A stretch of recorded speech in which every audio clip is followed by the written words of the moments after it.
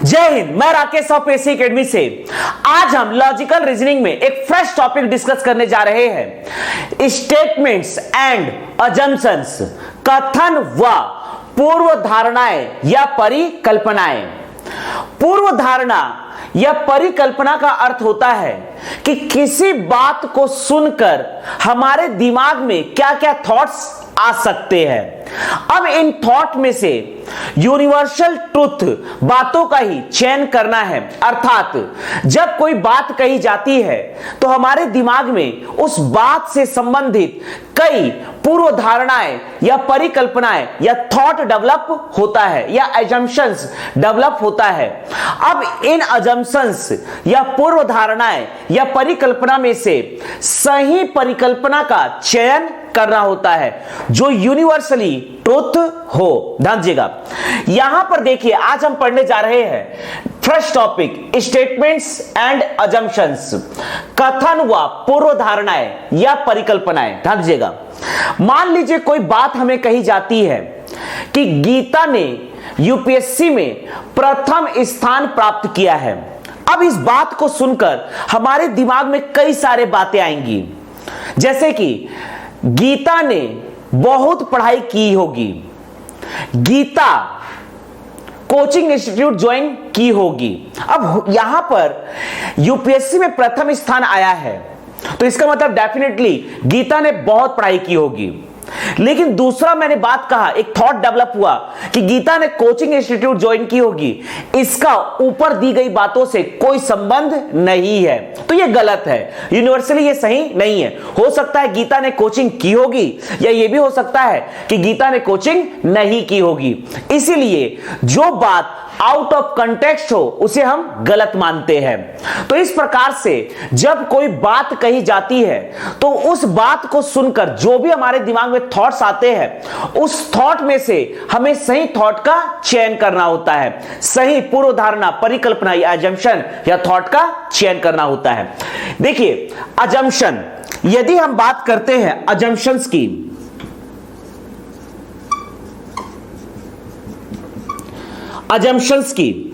Assumptions का simple सा मतलब होता है किसी भी बात को सुनकर हमारे दिमाग में क्या थॉट्स आती है, हम क्या सोचते हैं, हमारी सोच, थॉट,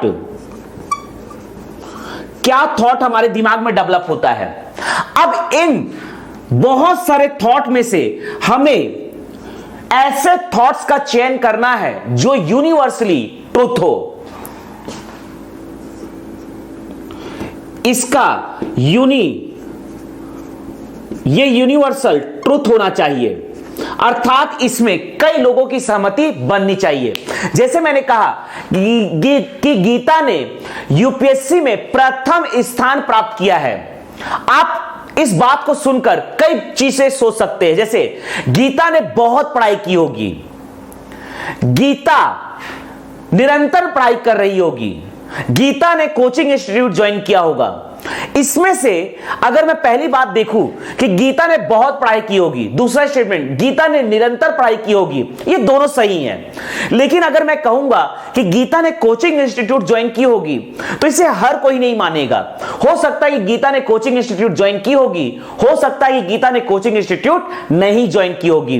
तो ऐसी कोई भी बात, ऐसी कोई भी पूर्व धारणा, ऐसी कोई भी अजम्पशंस या परिकल्पना या थॉट जो ऊपर के कथन से आउट ऑफ कंटेक्स्ट हो, अर्थात उसे मैच ना करती हो, उसे हम गलत मानते हैं। तो यहां पर किसी भी कथन को सुनकर हमारे दिमाग में जो आता है उसे हम अजम्पशंस कहते हैं, पूर्व धारणा कहते हैं, परिकल्पना कहते हैं, अजम्पशंस कहते हैं।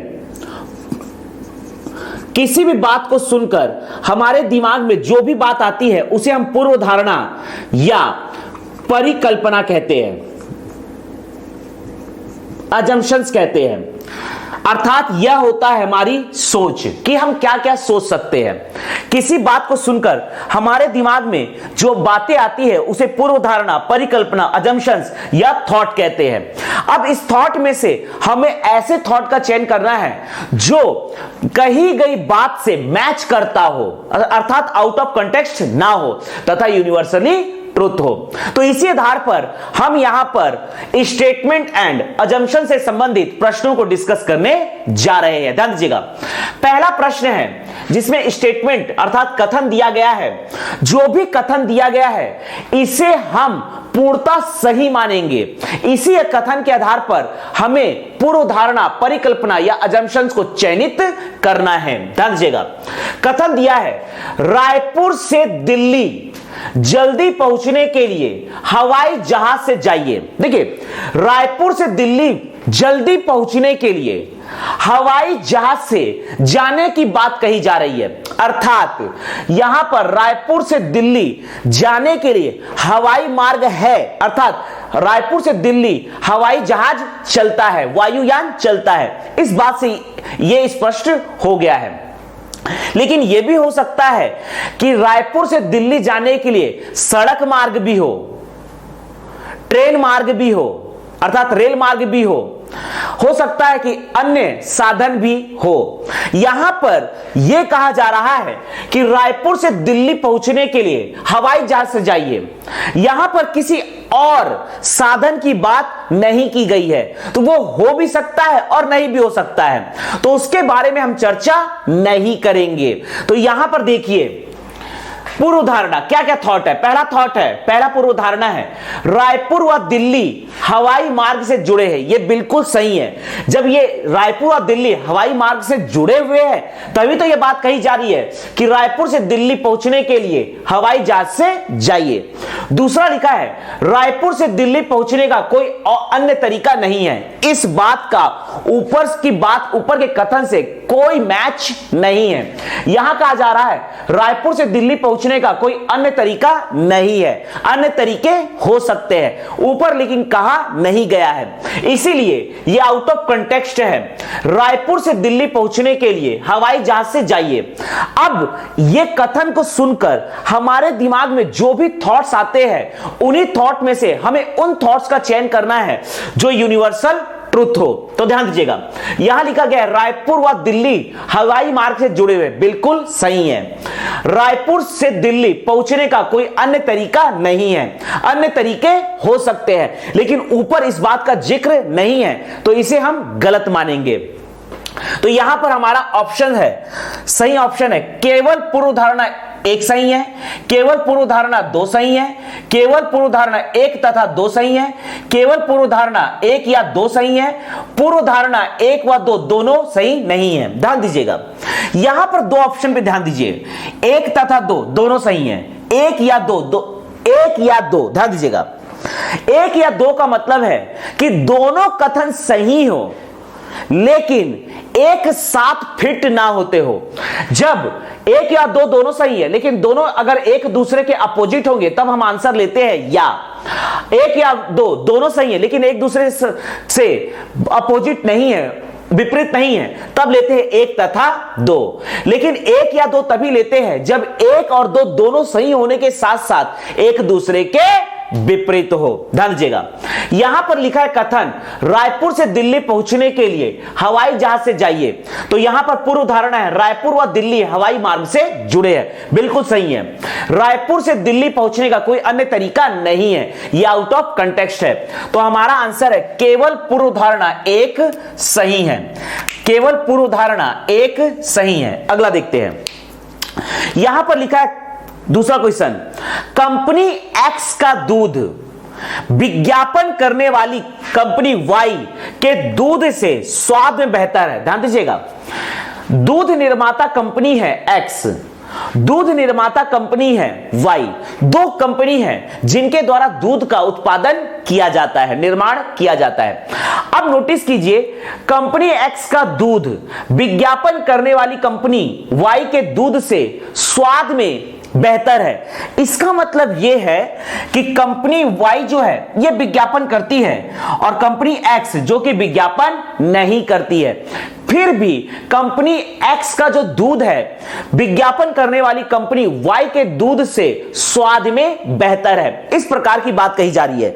तो देखिए हमारे दिमाग में कई सारे थॉट्स आएंगे इस बात को सुनकर, उसमें से हमें सही थॉट का चयन करना है, सही पूर्व धारणा का चयन करना है।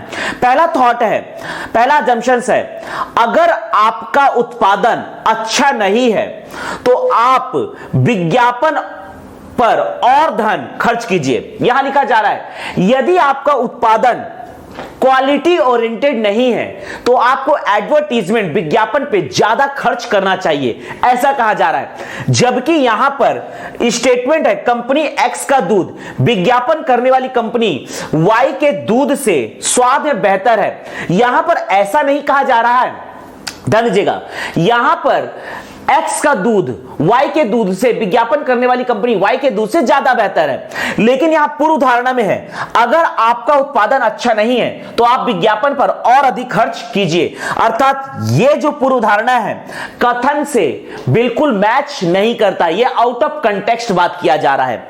अगला लिखा है कुछ लोग विज्ञापनों के जरिए से उत्पादन खरीदने के प्रति लालायित होते हैं। यह बिल्कुल सही है।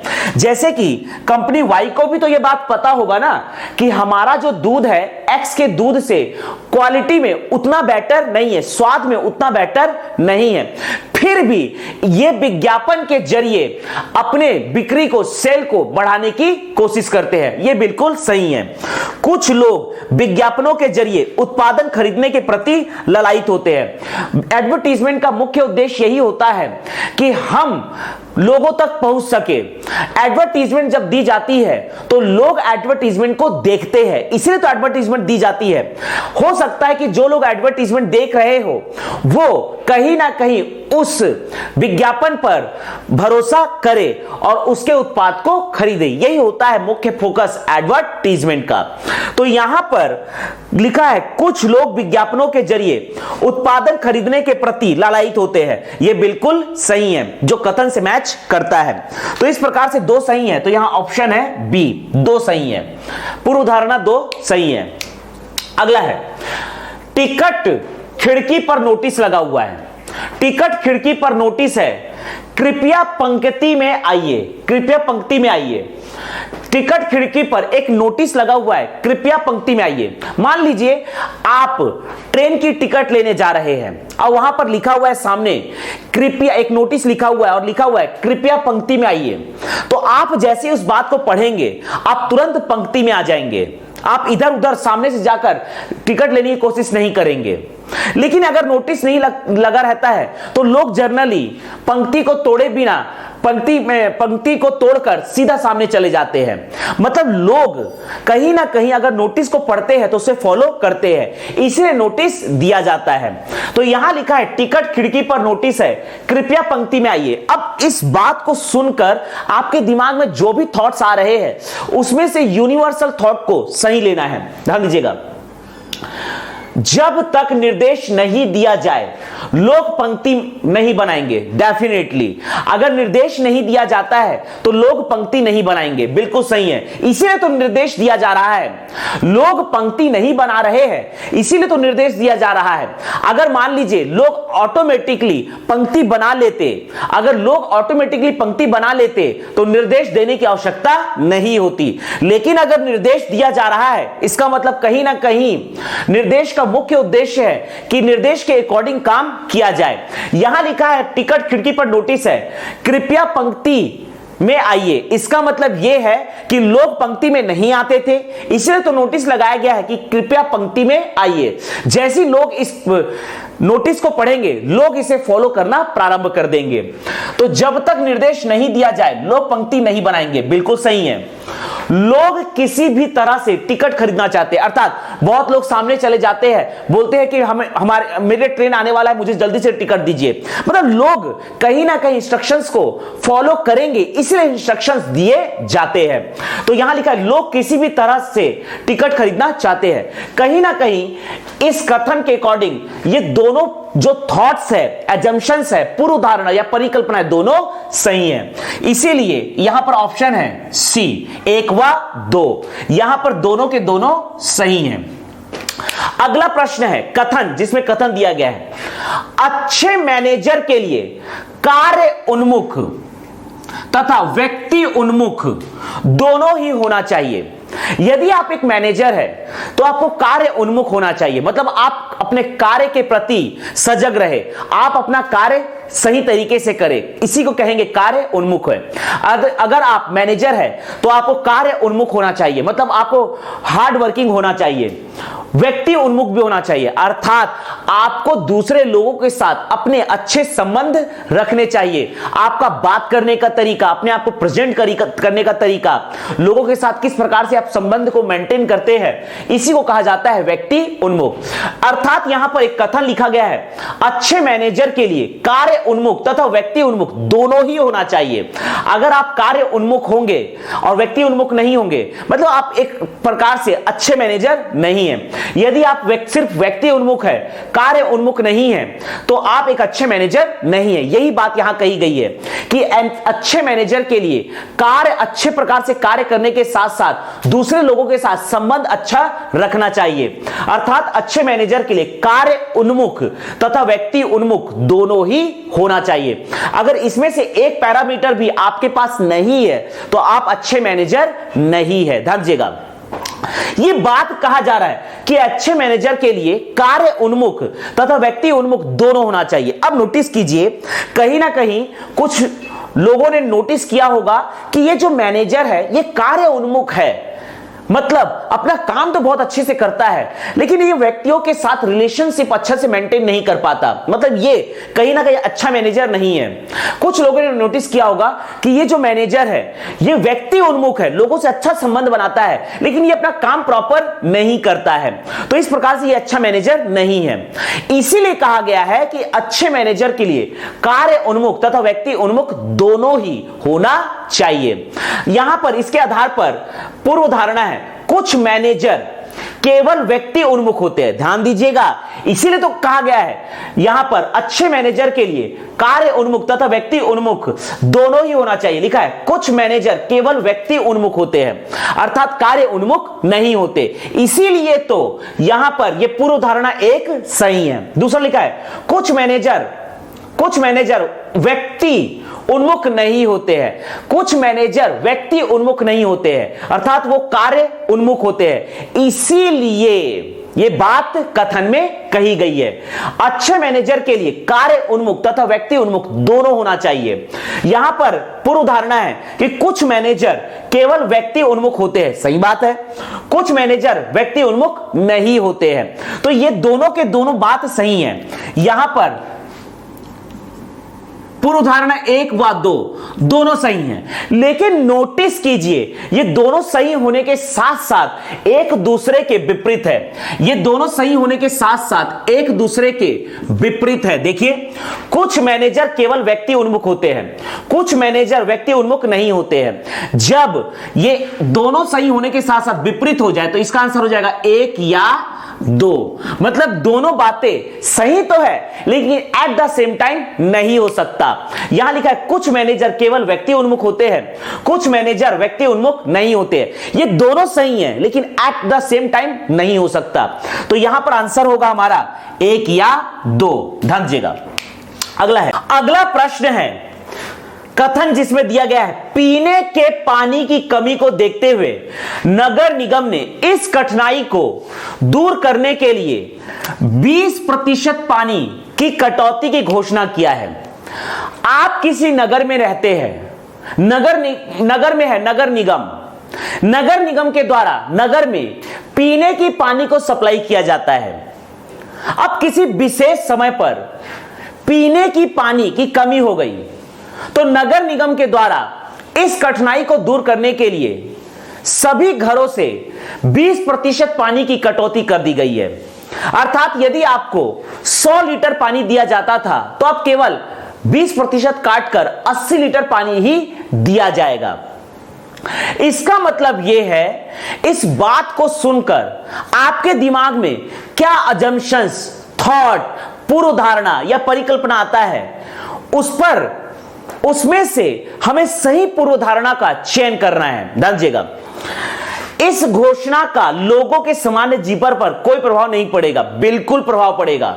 यदि आपको 100 लीटर पानी दिए जाते थे, अब दिए जा रहे 80 लीटर पानी, मतलब आपके सामान्य जीवन पर कुछ तो प्रभाव बिल्कुल ही पड़ेगा, क्योंकि आपको कम पानी दिया जा रहा है। तो यह वाला पूर्व धारणा गलत है।